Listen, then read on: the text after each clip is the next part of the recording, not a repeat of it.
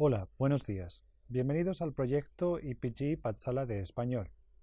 Me llamo Carlos Izquierdo Tobías y soy ex profesor visitante de Jamia Millia Islamia en Nueva Delhi. Ahora nos encontramos en el módulo 14 del paper Introducción al cine español sobre el gran realizador Mario Camus, segunda parte. En este módulo continuamos el recorrido por la filmografía del director santanderino Mario Camus que comenzamos en el módulo anterior.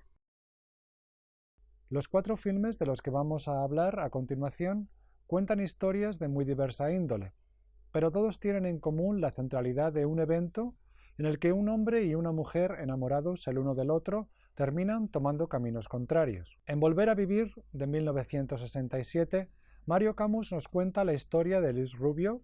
En Volver a vivir, de 1967, Mario Camus nos cuenta la historia de Luis Rubio, interpretado por Ralph Balone, uno de los iconos del neorrealismo italiano, que es un futbolista que emigró a América donde trabajó de entrenador. Regresa a España y es contratado por un club de segunda división en el norte de España. Se enamora de María, la esposa de uno de los directores, interpretada por Lea Massari, que ya había trabajado en La aventura de Antonioni en 1960. María le propone dejar la ciudad, pero él necesita demostrarse a sí mismo que puede triunfar profesionalmente. María comienza entonces a distanciarse de él. Luis consigue entonces la victoria. María le propone dejar la ciudad, pero él necesita demostrarse a sí mismo que puede triunfar profesionalmente. María comienza entonces a distanciarse de él. Luis consigue la victoria de su equipo, pero los dos amantes se separan definitivamente. El filme se desarrolla en localizaciones reales como el campo real. El filme se desarrolla en localizaciones reales como el campo del equipo del Racing de Santander y en la playa del Sardinero. La cámara reproduce los movimientos de las retransmisiones deportivas de televisión. El nombre de Luis Rubio surge de una combinación de los nombres de dos republicanos, Luis Regueiro y Gaspar Rubio, antiguos jugadores del Real Madrid que abandonaron el país tras la Guerra Civil. Los pájaros de Baden-Baden, de 1974, sigue el itinerario sentimental de Elisa, interpretada por la actriz francesa Catherine Spack, que decide renunciar a las vacaciones de verano con sus padres, quedándose sola en Madrid para trabajar en un libro. Pronto conoce al fotógrafo Pablo Alcorta, Frédéric de Pascal, un hombre maduro, y comienzan una relación íntima que no dura más allá del verano. Un día, Elisa acude a la casa de Pablo y se entera de que se ha suicidado. El guión se basa en un relato homónimo de Ignacio Aldecoa, publicado en 1965. Los actores protagonistas se encontraron por primera vez para el rodaje de la escena del primer encuentro entre Elisa y Pablo. La película contrasta la diferencia de valores entre los mundos de Elisa y Pablo.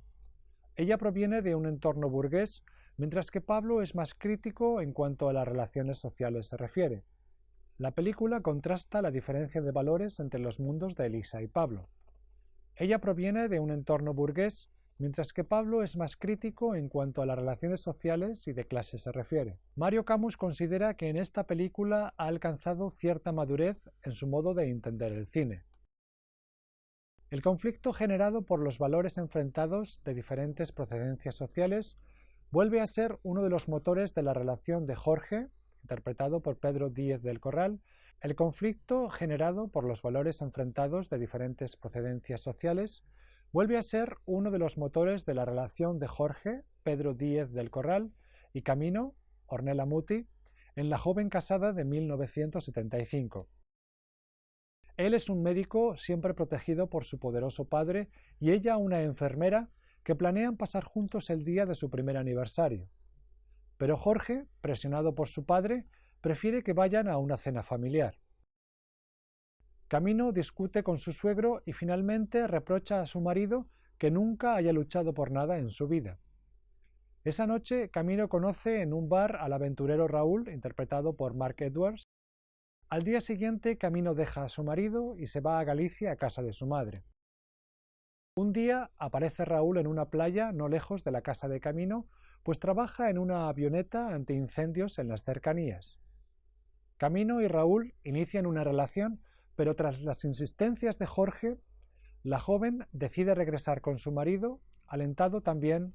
Un día aparece Raúl en una playa no lejos de la casa de Camino, pues trabaja en una avioneta antiincendios en las cercanías.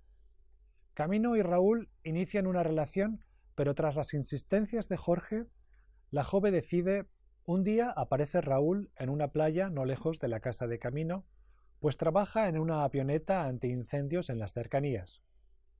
Camino y Raúl inician una relación, pero tras insistencias de Jorge, la joven decide regresar con su marido, alentada también por el mismísimo Raúl. La productora Warner Impala tenía un contrato con la actriz italiana Ornella Muti, que tras protagonizar Experiencia matrimonial en 1973 de Pedro Masó, quería a otro director para su próximo proyecto. La película de Masó había sido un éxito y alentó a productores y realizadores a hablar de temas que abordaban la sociedad española en los últimos años del franquismo. El erotismo más tolerado con la apertura de la censura se convirtió en una moda que atraía al público, pero también en una oportunidad para hablar más abiertamente de temas que hasta entonces se habían considerado tabú. El filme se desarrolló en un ambiente de luz difusa que enfatiza el carácter romántico de la historia. El realizador santanderino aprovechó el extraordinario éxito de público y crítica de La Colmena en 1982 y Los Santos Inocentes en 1984, de los que hablaremos más adelante, para realizar una cinta más personal. Se trata de La vieja música, de 1985, que protagonizó el actor argentino Federico Lupi, que ya había impresionado a Camus en las películas de Adolfo Aristarain, Tiempo de revancha, de 1981, y Últimos días de la víctima, de 1982. Cuenta la historia de un uruguayo que se hace pasar por entrenador de baloncesto en Lugo para poder encontrar a Paloma, de la que está enamorado. Su reencuentro se verá truncado por diversas circunstancias. El filme hace claras alusiones al exilio político de los uruguayos tras la dictadura militar. En este apartado vamos a hablar sobre las grandes adaptaciones literarias de Mario Camus. La Colmena, de Camilo José Cela, publicada en 1951 en Buenos Aires. En España no pudo ser publicada hasta 1955 debido a la censura franquista. Y Los Santos Inocentes, de Miguel Delibes, publicada en 1981, se encuentran entre las novelas más relevantes del siglo XX español. Las adaptaciones cinematográficas de Mario Camus de dichas novelas se encuentran asimismo entre las películas más interesantes del cine español. La novela de Cela es un texto complejo en el que infinidad de personajes recorren el Madrid de los años 40 en plena posguerra. La novela de Cela es un texto complejo en el que infinidad de personajes recorren el Madrid de la posguerra. Está compuesta por 6 capítulos y un epílogo. Cada capítulo está dividido en numerosas secuencias relacionadas con diferentes personajes cuyas vidas se entrecruzan formando un entretejido de experiencias como si de una colmena se tratara. El título también podría referirse a las vidas alienadas de los personajes que, como las abejas, trabajan y luchan por la supervivencia en sus pequeñas celdas. La película se hace eco de esta compleja estructura en la que las historias de los personajes se van entrelazando sin aparente causalidad. Los temas principales de la película coinciden con los de la novela: el hambre, la soledad, la miseria moral, la hipocresía, la división de clases, la discriminación ideológica, etc. El proyecto cinematográfico surge como resultado de una orden ministerial de 1979 que convoca un concurso para promover la producción de material filmado de carácter cultural. Una de las condiciones es que los filmes se basen en textos de prestigio de la literatura española. La filmación de La Colmena contó con 90 millones de pesetas, lo que la hacía en ese momento la película más cara del cine español. Hay 2 aspectos sobre la producción de la película que queremos destacar: su ambientación y el gran número de actores de primera línea que participaron en ella. La recreación del Café La Delicia corrió a cargo de Ramiro Gómez, premio a la mejor ambientación del Círculo de Escritores Cinematográficos. El atrezo se basaba en objetos auténticos de los años 40. Las cajetillas de tabaco Tritón, Diana, Ideales y las cajas de cerillas se hicieron en una imprenta imitando aquellas de los años en los que se sitúa la historia. El mismísimo Camilo José Cela valoró tanto el trabajo de Camus como el de Gómez. Dice Cela: «Es perfecto, no lo han podido hacer mejor. Han respetado muy bien el texto de la novela, el decorado del café, el vestuario son idóneos y reflejan muy bien el ambiente de la novela». Por otro lado, la producción atrajo a un gran número de actores conocidos. Mario Camus advierte que el uso de caras conocidas es una necesidad en una narración en la que nos enfrentamos a 70 personajes. Las caras conocidas ayudan al espectador a reconocer a los personajes más fácilmente. Los personajes se agrupan en grupo de poetas pobres de la tertulia, las parejas que viven relaciones insatisfechas o clandestinas, las mujeres de cierta edad, los solitarios, los matrimonios establecidos, la clase obrera, la clase media, la burguesía, etc. La película recibió el prestigioso Oso de Oro a la mejor película del Festival Internacional de Cine de Berlín. Ampliamente reconocida fue también Los Santos Inocentes, 1984, que ganó la mención especial del jurado en el Festival de Cannes de 1984. Ampliamente reconocida fue también Los Santos Inocentes de 1984, que ganó la mención especial del jurado en el Festival de Cannes. Alfredo Landa y Paco Rabanne recibieron ex aequo el premio de interpretación masculina en el mismo certamen por sus espectaculares interpretaciones. La trama de la película es como sigue. Quirce se encuentra con su hermana Nieves antes de despedirse de sus padres, Paco el Bajo y Régula, pues ha conseguido un trabajo en Madrid y visita entonces a su tío Azarías, que está internado en un psiquiátrico. La película nos transporta años atrás, en los que Quirce, Nieves y la niña Chica van junto con sus padres a vivir a la verja de un cortijo. A ellos se les une el hermano de Régula, la madre. La película nos transporta años atrás, en los que Quirce, Nieves y la niña Chica van junto con sus padres a vivir a la verja de un cortijo. A ellos se les une el hermano de Régula, Azarías. El señorito Iván sale a cazar con ministros y aristócratas y echa mano de Paco, que posee un prodigioso olfato para seguir el rastro de las aves abatidas. Paco se rompe una pierna, pero vuelve a llevarlo a la caza. El señorito Iván sale a cazar con ministros y aristócratas y echa mano de Paco, que posee un prodigioso olfato para seguir el rastro de las aves abatidas. Paco se rompe una pierna, pero Iván vuelve a llevarlo a la caza por sus compromisos con sus invitados y Paco se rompe la pierna de nuevo. Un día, Iván se lleva a Azarías a cazar palomos. Tras un mal día de caza, Iván dispara frustrado a la grajeta que Azarías había criado. Azarías ahorca a Iván de un árbol. Esta película no era la primera adaptación cinematográfica de una obra de Miguel Delibes. Antes se habían rodado El Camino, en 1962, dirigida por Mariscal, Retrato de familia, de Antonio Jiménez Rico, de 1976, una versión de Mi idolatrado hijo Sisí, La guerra de papá, de Mercero, en 1977, basada en El príncipe destronado, y Función de noche, de 1981, de Molina, inspirada en la versión teatral de 5 horas con Mario. El propio Delibes ha reconocido que hay diferencias sustanciales entre su novela y la película de Camus, pero valora el hecho de que el realizador santanderino haya creado en Azarías y Paco el Bajo personajes que, si bien son distintos de los que él concibió, son tremendamente convincentes. Los Santos Inocentes nos presenta 3 grupos de personajes en la familia de Paco el Bueno, que representan diferentes percepciones y actitudes ante el sometimiento que sufren a las voluntades y caprichos de los terratenientes. Paco y Régula, especialmente Paco, son los criados que Iván usa como si fueran animales.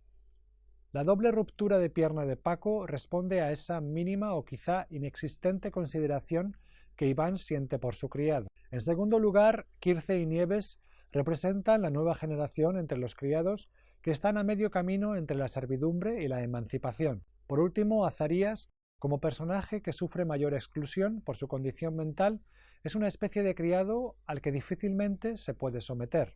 Marcel Martin, en 1985, ha interpretado la película como un análisis del origen del franquismo en la línea de Demonios en el jardín, de Manuel Gutiérrez Aragón, de 1982, o Los ojos vendados de Carlos Saura de 1978. Otros la han visto como una dura crítica de la sociedad de clases que aún existía en la España rural en los años 60 y 70, como por ejemplo Pedro Crespo en 1984 en un artículo del ABC. En las tres películas siguientes destaca el énfasis del director santanderino por mostrar historias de las víctimas de los abusos del poder institucional, comenzando por Los días del pasado, 1977, que habla de los maquis y su frágil resistencia durante el franquismo. Llegamos a La rusa, 1987, y Sombras en una batalla, de 1999, con tramas que denuncian las partes oscuras de la supuesta pacífica transición española. En Los días del pasado, 1977, Camus echa mano de sus recuerdos cuando de niño oyó hablar de los maquis, Juan Fernández Ayala, conocido como Juanín, y Francisco Bedoya, que murieron enfrentados a las fuerzas franquistas en 1957. Los maquis eran los grupos de resistencia antifranquista ocultos en el monte. La película nos habla de Juana, interpretada por Pepa Flores, una maestra originaria de Málaga que viaja a un pueblo norteño rodeado de montes para trabajar en una escuela. En los montes se esconden un grupo de guerrilleros antifranquistas y entre ellos su novio Antonio, interpretado por Antonio Gades. Destaca en la película la presencia de Marisol Pepa Flores como la maestra Juana. Pepa Flores, nacida en Málaga en el 48, había sido una niña prodigio en el cine español de los 60. Fue Antonio Gades el que animó a Camus a hacer una película con ella. El resultado fue más que satisfactorio en un papel dramático que la malagueña raramente desarrollaría. La rusa, de 1987, se basa en la novela homónima de Juan Luis Cebrián, primer director del periódico El País. La rusa, 1987, se basa en la novela homónima de Juan Luis Cebrián, primer director del periódico El País. El filme es una crónica de los primeros años de la democracia y de la resistencia del antiguo régimen al cambio. Habla de cómo muchos miembros de las instituciones españolas no habían pasado página con el advenimiento de la democracia. La así llamada Guerra Sucia contra ETA, el grupo terrorista independentista vasco, es contada aquí en el trasfondo de un romance que se convierte en tragedia. Se trata de la historia de Juan Altamirano, un funcionario de la Embajada Española en París, que conoce a Begoña, una profesora española en una convención de jóvenes socialistas. Comienzan una relación sentimental que continúan en Madrid, donde Juan ha sido llamado por la presidencia del gobierno. El ministro le dice a Juan que Begoña es un agente de la KGB, pero él no lo cree. Luego es enviado a París para un encuentro con un miembro de ETA. Juan descubre que está siendo vigilado. Tras la entrevista en París, el miembro de ETA y Juan quedan para un próximo encuentro en Bruselas. Juan se hace acompañar por Begoña, en la que confía los detalles de su misión. En Bruselas, un coche atropella a uno de los etarras y sale huyendo. En el gobierno nadie sabe nada y culpan a Begoña. Un periodista le dice a Juan que el asesinato del etarra pudo haber sido llevado a cabo por policías golpistas. La relación entre Juan y Begoña se deteriora y Begoña desaparece. Días después, las sospechas del periodista se confirman y Juan recibe la visita de Ricardo, que dice ser un amigo de Begoña. Una noche, Ricardo dispara a Juan. Begoña regresa y en un despacho de la Moncloa niega conocer a Ricardo. Sombras en una batalla, de 1993, consiguió el premio al mejor guión original para Mario Camus en la 8ª edición de los premios Goya. El filme Sombras en una batalla, de 1993, consiguió el premio al mejor guión original para Mario Camus en la 8ª edición de los premios Goya. El filme continúa el interés de Camus por hablar de la guerra sucia contra ETA como uno de los episodios fallidos de la transición. Cuenta con Carmen Maura interpretando a una ex militante de ETA que lleva una vida pacífica con su familia en un pueblecito cerca de Portugal, hasta que un día se topa con José, que participó en los GAL. Cuenta con Carmen Maura interpretando a una ex militante de ETA que lleva una vida pacífica con su familia en un pueblecito cerca de Portugal, hasta que un día se topa con José, que participó en los GAL, atentando contra refugiados vascos en Francia. Los fantasmas del pasado retornan y los personajes buscan saldar cuentas pendientes. En muchas de las películas de Camus a partir de los 90 se ve una intención por analizar la sociedad capitalista del momento. Destacamos aquí tres películas: Después del sueño, de 1992, Acosados, de 1996, y El color de las nubes, de 1997. Después del sueño, de 1992, nos habla de Amos Carro, interpretado por Carmelo Gómez, y el regreso de su tío Antonio Lanza, interpretado por Vaclav Bodak, de la Unión Soviética, en la que estuvo exiliado. En la trama se habla de la existencia de un Picasso que pertenece a la familia. La búsqueda del cuadro pone en conflicto dos actitudes ante la historia y dos filosofías de vida. Mientras que para la generación de viejos republicanos comprometidos con la utopía igualitaria, el cuadro posee un valor simbólico, para la nueva generación significa solamente dinero. Es aquí donde el título de la película adquiere significado, puesto que después del sueño se puede entender como la pérdida de los valores de la República, los valores de solidaridad. Es aquí donde el título de la película adquiere significado, puesto que después del sueño se puede entender como la pérdida de los valores de la República. Es aquí donde el título de la película adquiere significado, puesto que después del sueño se puede entender como la pérdida de los valores de la República, los valores de solidaridad en la sociedad contemporánea capitalista. Adosados, de 1996, reflexiona sobre la mentira en la sociedad contemporánea. El título alude a los chalés seriados, pero también remite al estado de la pareja en la historia, uno al lado del otro, pero habitando espacios distintos. Andrés, interpretado por Antonio Valero, un auditor de cuentas, vive en un chalet adosado en Madrid con su mujer Paula, Ana Duato, y que trabaja en el Centro de Atención a la Mujer, y sus hijos Pablo y Laura. Un día el veterinario diagnostica un cáncer a su perro Bobo y Andrés ayuda al veterinario a ponerle la inyección letal. Un día el veterinario diagnostica un cáncer a su perro Bobo y Andrés ayuda al veterinario a ponerle la inyección letal. Después entierra el cadáver en un descampado con la ayuda de Yuri, un inmigrante ruso. Pronto se arrepiente de no haber pedido una segunda opinión sobre la salud de su perro y cuando regresa a casa miente a su mujer diciéndole que Bobo ha sido atropellado y que lo ha enterrado. Comienzan así una serie de mentiras que complicarán su relación. Más adelante el ruso será detenido acusado de la desaparición de una niña. En el proceso, Andrés es interrogado puesto que unos chicos lo vieron cavar junto a Yuri. Andrés demuestra su inocencia contando lo que ocurrió con su perro. Llega a casa dispuesto a decir la verdad, pero miente de nuevo. Lo que él no sabe es que Paula también miente. Tiene un amante. En El color de las nubes, de 1997, el realizador santanderino ofrece un filme lleno de sencillez y muy arraigado en Cantabria, que trata sobre unos niños y adultos ingenuos que viven en un universo hostil.